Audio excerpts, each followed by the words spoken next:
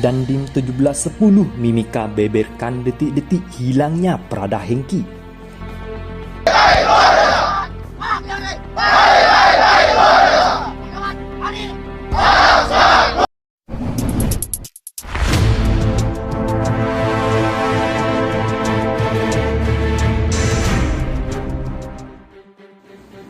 Dandim 1710 Mimika beberkan detik-detik hilangnya Prada Hengki. Sampai hari ke-26 ini nasib prajurit 2 Prada Hengki anggota Yonif 756 atau WMS masih juga belum ditemukan.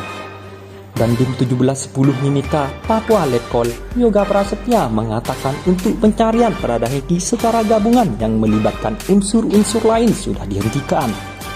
Namun demikian pasukan yang berada di sana atau di beberapa pos sembari patroli juga melakukan pencarian.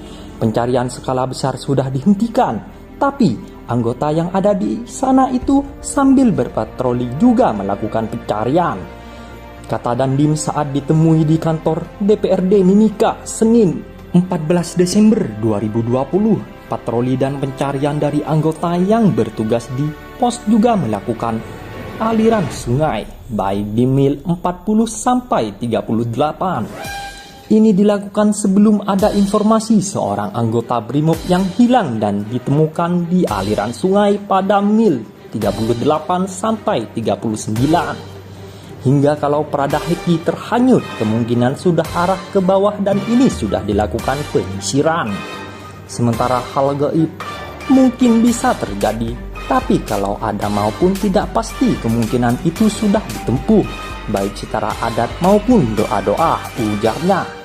Sementara disinggung bagaimana Prada Hengki menghilang, dan menjelaskan menurut cerita dari rekan atau timnya pada awal itu beberapa personel dibagi dalam kelompok melakukan patroli di daerah Banti.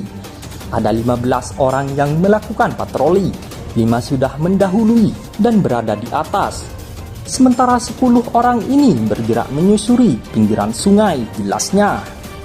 Saat patroli, Prada Hengki berada di depan bersama dengan Prada Oki dan komandan tim Letu Sony. Kemudian bergerak menyusuri pinggirannya sungai karena melihat masyarakat ada di atas.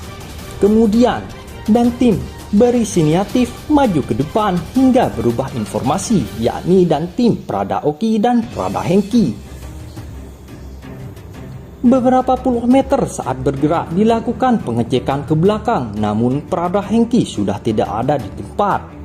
Jadi antara perubahan informasi sampai Hengki hilang ini kurang lebih 2-3 menit katanya. Lanjutnya, yang sampai saat ini menjadi pertanyaan adalah di belakang Prada Hengki ini masih ada 7 orang dengan menyusuri jalan yang sama.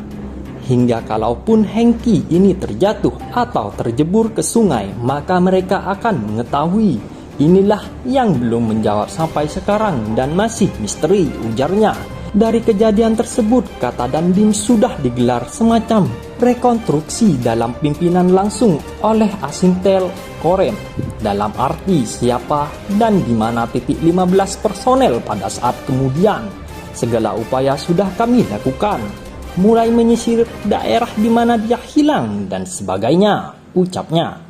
Ia menambah Prada Hengki ini memiliki intelektual dan fisik yang bagus, di mana dia pernah jadi muridnya saat menjabat komandan secara RIM Cendrawasih sebelum menjabat Dandim 1710 Mimika. Saat jadi siswa dia pernah menjadi senat atau komandan kompi karena memiliki intelektual fisik dan ibadahnya sangat bagus, ungkapnya. Papua bagian yang tak terpisahkan dari Indonesia. Bumi Cendrawasih adalah bagian dari Indonesia yang tak bisa dipisahkan oleh OPM atau siapapun. Mereka yang memiliki ide untuk memisahkan Papua dari Indonesia sangat mengherankan, karena menginginkan kemerdekaan yang mutlak, sementara warga sipil malah bangga menjadi bagian dari NKRI dan juga menolak ikut OPM. Papua yang dulu bernama Irian Jaya adalah wilayah RI paling timur. Walau lokasinya jauh sekali dari pusat pemerintahan Indonesia, namun tetap diperhatikan terutama pada pemerintahan Presiden Joko Widodo.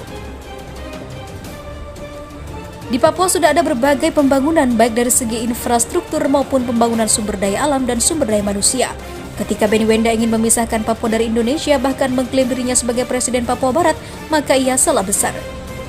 Karena buktinya warga sipil di bumi Cendrawasih tidak mau membelot dari NKRI tercinta. Lagi pula, OPM sendiri juga tidak menyetujui langkah Benny yang tiba-tiba jadi presiden tanpa pemilihan umum terlebih dahulu. Ketidakkompakan ini menunjukkan tingkah OPM yang aneh karena mereka ingin memisahkan Papua dari Indonesia. Namun salah koordinasi. Bagaimana bisa mengatur negara tidak mengatur organisasi saja tidak bisa. Mereka juga salah karena selalu menyalahkan pemerintah Indonesia dan tidak pernah melihat banyaknya pembangunan di Papua. Juru bicara Kementerian Luar Negeri RI Teuku Faiza menyatakan bahwa Papua sudah fix menjadi bagian dari Indonesia dan statusnya sudah final. Dalam artian, status ini tak dapat diubah. Jika OPM mengklaim Indonesia adalah penjajah karena selalu mengintimidasi rakyat Papua, salah besar. Karena itu hanya kelicikan mereka agar mendapat perhatian dari PBB. Problema Papua ada sejak tahun 60-an ketika sebagian oknum tidak setuju atas hasil PPRA atau penentuan pendapat rakyat. Saat itu mayoritas warga sipil ingin bergabung dengan Indonesia, namun para oknum ingin mendirikan negara sendiri dan menuduh bahwa hasil PPRA disabotase, padahal kenyataannya sebaliknya. Padahal menurut hukum internasional, bekas jajahan Belanda otomatis menjadi wilayah Indonesia termasuk Papua. Jadi jika OPM menolak hasil PPRA dan ngotot ingin merdeka akan tidak sah di mata hukum. Karena tidak mungkin ada Republik Federal Papua Barat di dalam negara Kesatuan Republik Indonesia. Selain itu, OPM juga lupa tidak melihat ke masa seabad yang lalu ketika ada Sumpah Pemuda tahun 1928. Ada 2 orang perwakilan dari Jong Papua yang datang ke acara tersebut. Mereka menyatakan diri sebagai putra Papua yang merupakan bagian dari Indonesia dan ingin bersama-sama dengan pemuda dari daerah lain untuk mengusir VOC. OPM tidak pernah melihat kemajuan yang ada di Papua seperti Bandara Internasional Sentani dan juga Jembatan Yutefa, serta Jalan Trans Papua. Infrastruktur dibuat demi kesejahteraan rakyat Papua karena mereka adalah warga negara NKRI. Pemerintah tidak pilih kasih dan membangun Papua agar penduduknya juga merasakan modernitas. Dengan adanya kemajuan ini, maka penduduk akan merasakan kelancaran di bidang transportasi.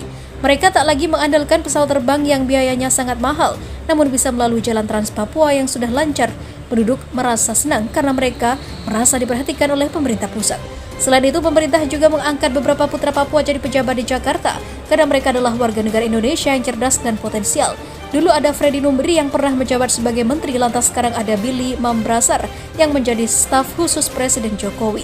Ketika masyarakat Papua sudah bangga jadi bagian dari NKRI, maka misi OPM gagal total. Mereka tak bisa memisahkan provinsi Papua dan Papua Barat dari Indonesia karena kedua wilayah ini adalah wilayah resmi NKRI. Jadi Republik Federal Papua Barat tidak dapat didirikan karena tidak sah di mata hukum.